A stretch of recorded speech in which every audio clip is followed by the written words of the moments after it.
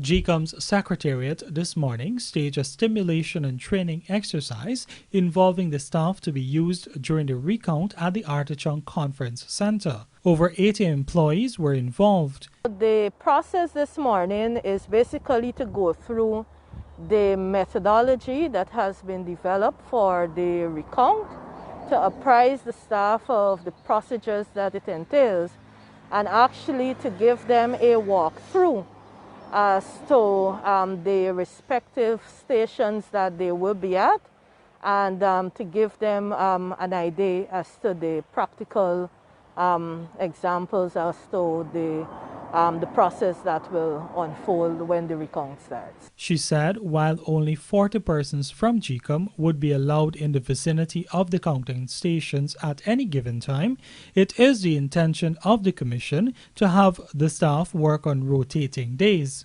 It was already decided that there will be 10 workstations. For every workstation, we will have at least 4 staff at each of those workstations, inclusive of 1 supervisor. The intent, in keeping with also the COVID guidelines, is not to have the staff work every day, but on a rotational basis, and also to have staff on standby to ensure that we don't have any slippage or pause in the process.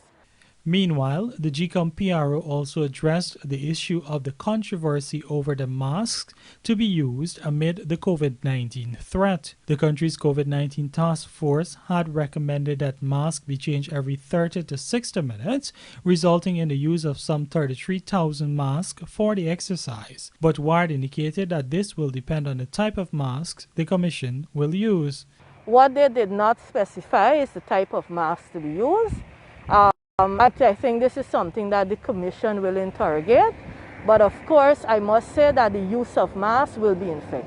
The frequency at which it is changed is something that the Commission will further have its deliberations on that matter. The task force had also announced that a high-level CARICOM team would have arrived today to observe the process.